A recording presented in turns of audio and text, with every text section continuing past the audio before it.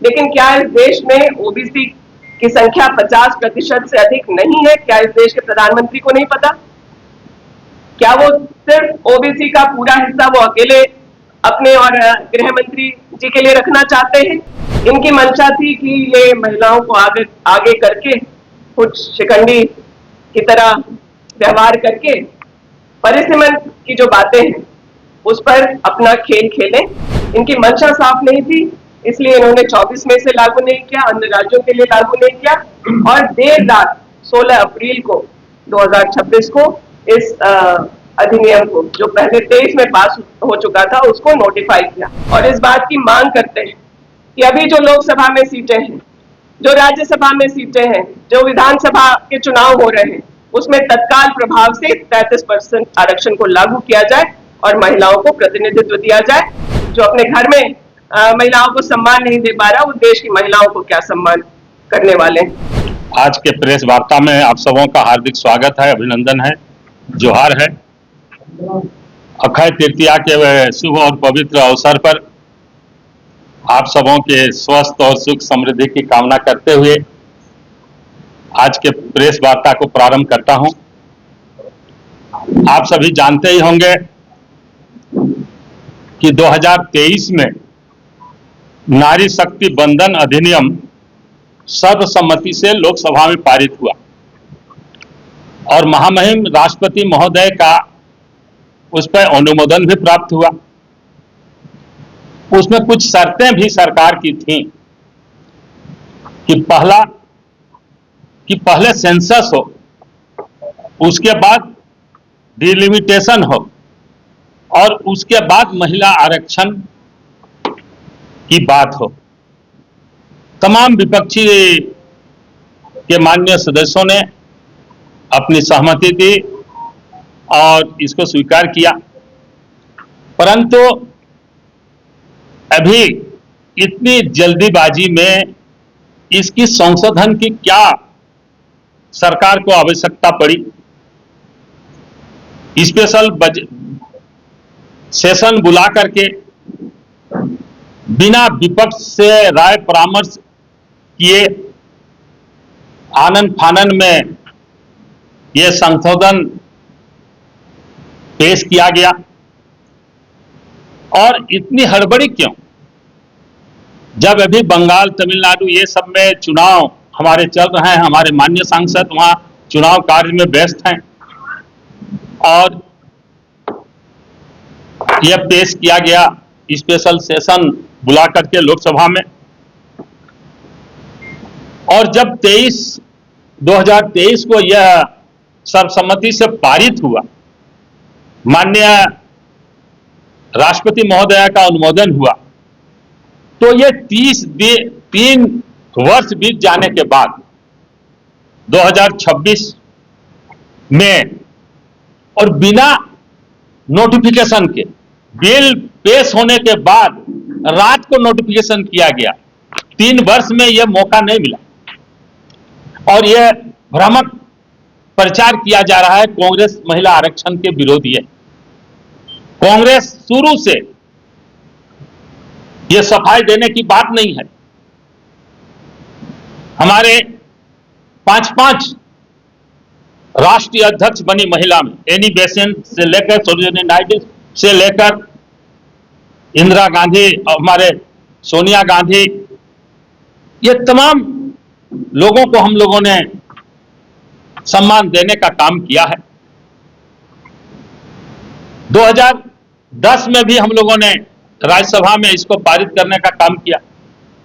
संविधान संशोधन 1993 माननीय तत्कालीन प्रधानमंत्री राजीव गांधी ने पंचायती राज में 33% महिलाओं को आरक्षण देने का काम किया। 74वां संशोधन में नगर निकाय में आरक्षण महिलाओं को देने का काम किया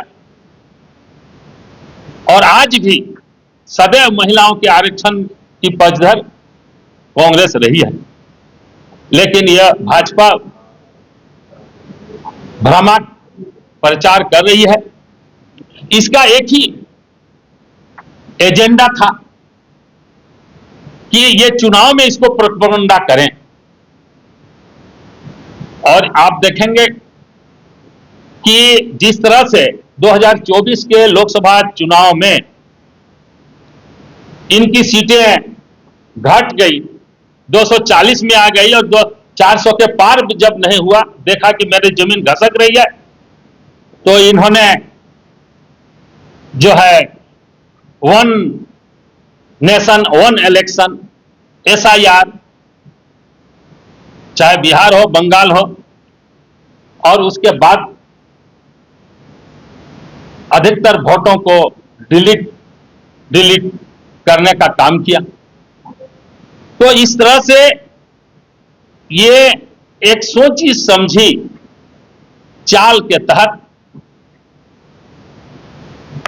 स्पेशल सेशन बुला करके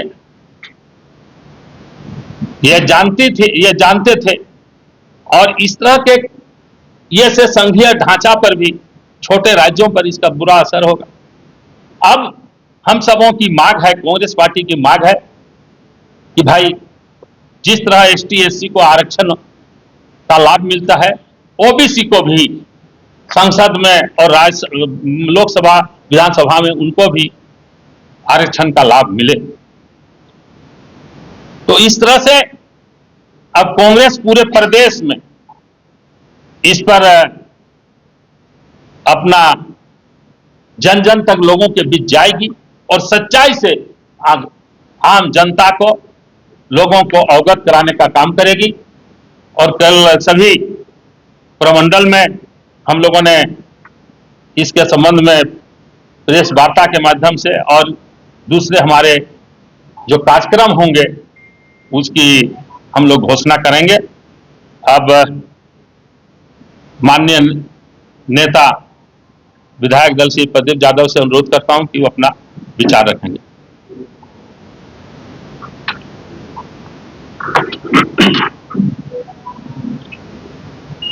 जैसा अध्यक्ष जी ने पूरी बातें आप सबके सामने कही हैं कि भारतीय जनता पार्टी ने महिला आरक्षण का ढोंग रच करके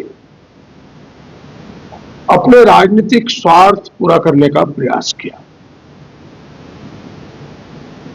उसके पीछे मनसा यही था, जैसा अध्यक्ष जी ने बताया, सर्वविदित है कि 2023 महिला आरक्षण विधेयक जब सर्वसम्मति से पास हुआ, केवल 2 सांसदों ने विरोध किया था। तो फिर इस विधेयक की क्या जरूरत थी?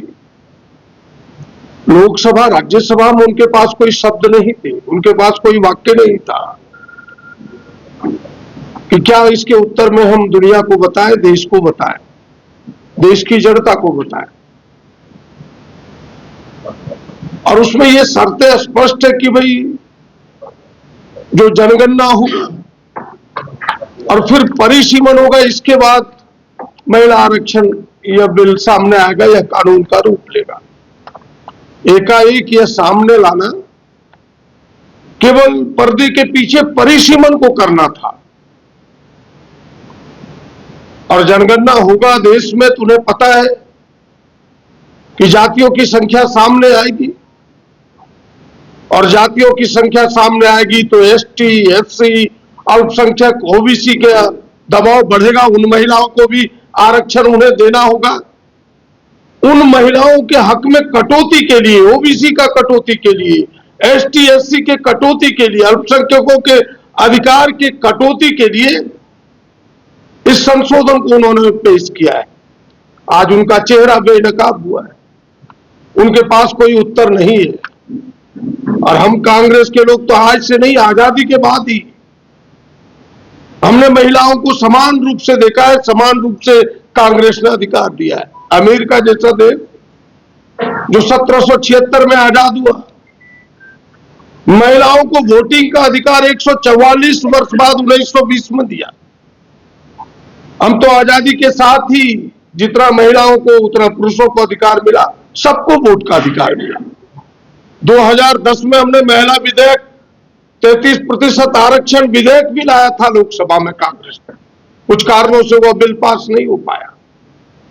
हम सब दिन महिलाओं के विधेयक, महिलाओं के आरक्षण के समर्थक रहे और आज भी पार्टी जोरदार तरीके से मांग कर रही है कि जो 2023 में विधेयक पास हुआ 543 और आज के जो विधानसभा के स्ट्रेंथ है उस पर 33% आरक्षण सरकार लागू करे, उससे पीछे ना हटे। वो पीछे हटने के लिए, इस आरक्षण को ना लागू करने के लिए इस प्रकार का ढोंग रच रही है। वो चाहता है कि अपने अनुसार हम परिसीमन कर लें ताकि यह खिसकती हुई सत्ता हमारे हाथ में बरकरार रहे, हम सत्ता पर एन केन प्रकारेण काबिज रहे। इसके कुत्सित प्रयास है। मैं बधाई और धन्यवाद देना चाहता हूं इंडिया गठबंधन के तमाम नेताओं को जो राहुल जी के नेतृत्व में, खड़गे साहब के नेतृत्व में चट्टानी एकता का परिचय दिया है, जो संविधान के प्रावधानों को तार तार करने का भारतीय जनता पार्टी ने प्रयास किया, यहाँ के एक एक राज्यों के अधिकार को छीनने का प्रयास किया था, उस प्रयास को रोकने का इन्होंने जो प्रयास किया, मैं बधाई देना चाहता हूं, धन्यवाद देना चाहता हूं। और जैसा अध्यक्ष जी ने कहा कि जो सच है, सच को जनता के सामने रखने के लिए कि वो आरक्षण देना नहीं चाहते, वो हक अधिकार छीनना चाहते हैं, इन विषयों को लेकर के हम लोगों के बीच जाएंगे और वो जो ढोंग और प्रपंच घड़ियाली आंसू दिखा रहा है महिलाओं के प्रति, पर्दाफाश करेंगे। धन्यवाद। माननीय मंत्री श्रीमती दीपिका पांडे जी से अनुरोध है कि वो अपना विचार देंगे। सभी को जोहार, प्रणाम, आदाब। बहुत विस्तार से कांग्रेस ने इतिहास में महिलाओं के लिए क्या किया है उसको आपके समक्ष आदरणीय अध्यक्ष जी ने और विधायक दल के नेताजी ने रखा है। और मैं यह भी कहना चाहूंगी कि आजादी के बाद भी अगर आप शुरुआत करें वोटिंग राइट से, पंचायती राज, त्रिस्तरीय पंचायती राज में आरक्षण की बात करें, या इस देश को पहली महिला प्रधानमंत्री देना हो, देश को पहली महिला प्रेसिडेंट देना हो, पहला सीएम देना हो, सांसद देना हो, इन तमाम चीजों को करने का काम कांग्रेस ने किया है। लोकसभा अध्यक्ष भी पहली बार कांग्रेस ने एक महिला को यह मौका दिया। इसके अलावा कल जो हुआ, प्रधानमंत्री जी का आप लोगों ने संबोधन सुना, 58 टाइम्स उन्होंने कांग्रेस का नाम लिया। जब ये नारी शक्ति वंदन अधिनियम 2023 में पारित हुआ 21 सितंबर को, उसके बाद से लगातार महिलाओं में यह रोष था, खास करके जो राजनीतिक महिलाएं हैं उनमें विशेष करके, कि अगर इनकी नीयत साफ होती तो वो तत्काल प्रभाव से लागू होता, 2024 में महिलाओं को आरक्षण मिलता और वो लोकसभा और विधानसभा, आज कई राज्यों में चुनाव हो चुके, अगर 19 में नहीं भी किया इन्होंने तो कम से कम 24 में करते तो कई महिलाएं सशक्त आवाज बन करके पार्लियामेंट और विधानसभा में अपनी बातों को रख रही होती। लेकिन इन्होंने 24 में नहीं किया, 29 में करेंगे कि 34 में करेंगे कि 39 में करेंगे, यह बातें भी साफ नहीं।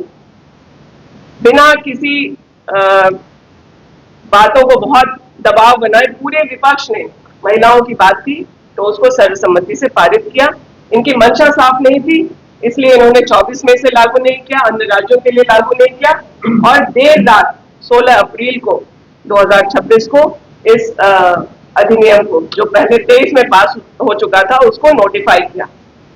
इनकी मंशा थी कि ये महिलाओं को आगे करके कुछ शिकंडी की तरह व्यवहार करके परिसीमन की जो बातें हैं उस पर अपना खेल खेलें और दोषारोपण करने के लिए महिला अधिनियम बिल की बात इन्होंने रखी, संशोधन की बात रखी, ताकि जब यह पास हो तो लोग समझ ना पाए कि इनका सत्ता का खेल 2029 का 2026 में ही शुरू हो गया। सिर्फ और सिर्फ सत्ता में वापस बैठने का इंतजाम भाजपा और भाजपा के जो पार्टी संगठन के लोग हैं या फिर इस देश के प्रधानमंत्री हो या गृह मंत्री हो, इनका मकसद सिर्फ और सिर्फ 29 में कैसे सत्ता में बैठे यह था।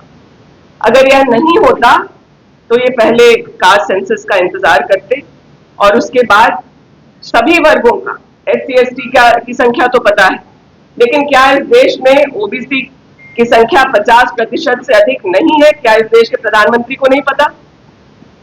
क्या वो सिर्फ ओबीसी का पूरा हिस्सा वो अकेले अपने और गृह मंत्री जी के लिए रखना चाहते हैं?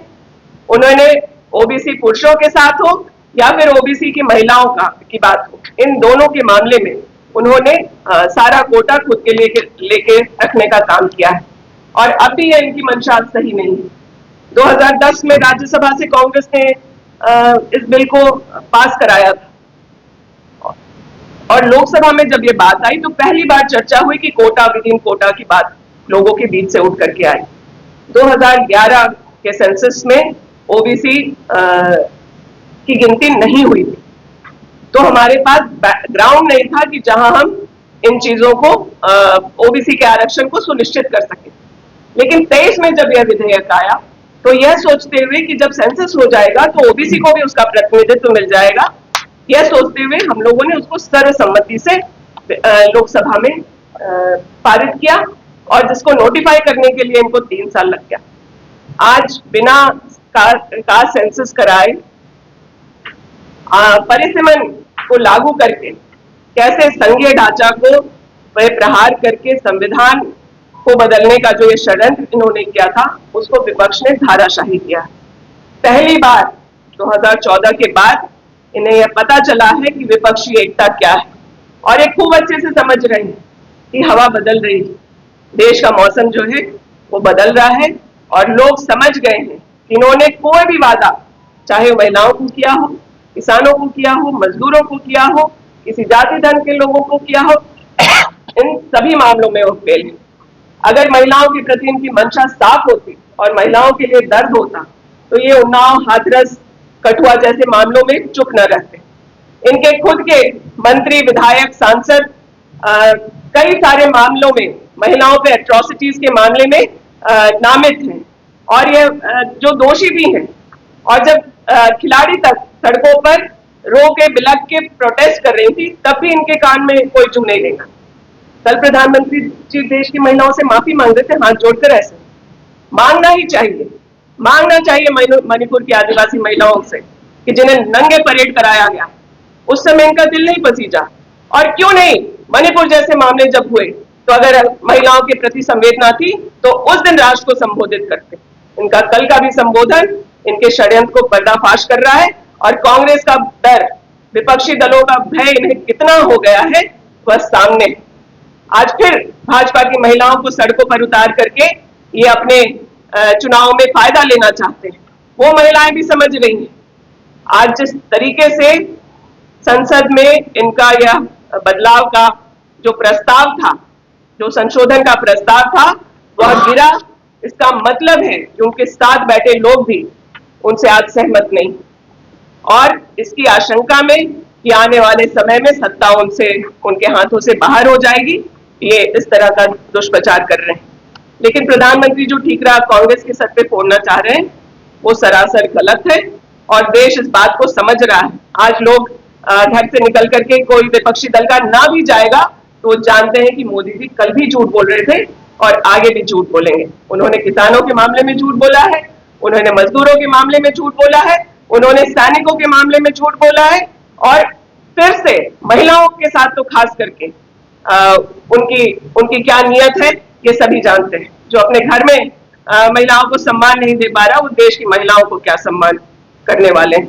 तो इन्हीं सब बातों के साथ हम लोग आप लोगों के बीच है और ये जो भ्रम फैलाया जा रहा इसका विरोध विपक्षी दलों ने किया, कांग्रेस के माथे ये ठीकरा फोड़ा जा रहा है। मैं मीडिया के साथियों से कहना चाहूंगी कि 2023 में नारी शक्ति वंदन अधिनियम को सर्वसम्मति से विपक्ष ने सदन से पारित कराने में इस भाजपा की सरकार को सहयोग किया था। तो इस तरह की भ्रामक बातों को देश के प्रधानमंत्री को सामने आकर के इस तरह की बातें करना बहुत ही दुर्भाग्यपूर्ण है। हम लोग इसका पुरजोर विरोध करते हैं और इस बात की मांग करते हैं कि अभी जो लोकसभा में सीटें हैं, जो राज्यसभा में सीटें हैं, जो विधानसभा के चुनाव हो रहे हैं उसमें तत्काल प्रभाव से 33% आरक्षण को लागू किया जाए और महिलाओं को प्रतिनिधित्व दिया जाए अपर हाउस, लोअर हाउस और असेंबलीज में। बहुत बहुत धन्यवाद। में थोड़ा सा हट के हम बोलना चाहेंगे कि चूंकि जो 2023 में जो बिल आया और कल प्रधानमंत्री नरेंद्र मोदी जी का जो संबोधन आया, जिस प्रकार से वो महिलाओं को कह रहे थे कि ये महिलाएं, देश की महिलाएं अपमान नहीं सहेंगी, लेकिन मैं उनको कहना चाहूंगी आपके माध्यम से कि वो अपमान तो आप 2023 में ही आपने कर दिया महिलाओं को, क्योंकि आपने वो बिल ला करके उसकी अधिसूचना जारी नहीं की, और जो उसके बाद जो 2024 में जो चुनाव हुए, चाहे वो लोकसभा का हो चाहे विधानसभा का, अन्य राज्यों में चुनाव हो रहे हैं, उसमें 33% आरक्षण आपने लागू नहीं किया। इसमें महिला कांग्रेस हर जिले में अपने प्रेस वार्ता के माध्यम से इन चीजों को पर्दाफाश करने का काम करेंगी, और आज और कल वो हर जिले में प्रेस कॉन्फ्रेंस का कार्यक्रम कर रही है, और इसके माध्यम से हम लोग बताना चाह रहे हैं कि जो भ्रम फैलाया जा रहा है कांग्रेस पार्टी को लेकर के कि आप लोग कांग्रेस महिला विरोधी हैं, तो उसके लेकर के आज महिलाएं प्रेस वार्ता के माध्यम से बताएंगी। यही आप लोगों के सामने बताना चाहूँगी। गोल, जहां 27 वर्षों के सफर में 17,000 से भी अधिक छात्रों ने डॉक्टर एवं इंजीनियर बनकर भरे सफलता की ऊंची उड़ान, जहां साधारण छात्र भी झारखंड टॉपर्स बनकर बना रहे इतिहास। दूरदर्शी शिक्षाविद श्री विपिन सिंह के मार्गदर्शन में मेडिकल एवं इंजीनियरिंग के लाखों छात्रों के लिए आशा की किरण के रूप में गोल, nation's leading institute. Biome institute NEET की तैयारी के लिए एक भरोसेमंद नाम। यहाँ अनुभवी फैकल्टी, स्मार्ट क्लासरूम और बेहतरीन टीचिंग मेथड से स्टूडेंट्स को मिलती है मजबूत तैयारी। यहाँ हर स्टूडेंट को मिलता है पर्सनल गाइडेंस और डाउट क्लियरिंग का पूरा सपोर्ट। नीट 2027 और 28 के लिए फेज 2 बैच 30 अप्रैल से शुरू हो रहा है। आज ही बायोम इंस्टीट्यूट से जुड़े और अपने डॉक्टर बनने के सपने को दे सही दिशा। बायोम इंस्टीट्यूट सिर्फ मेडिकल प्रिपरेशन का संस्थान।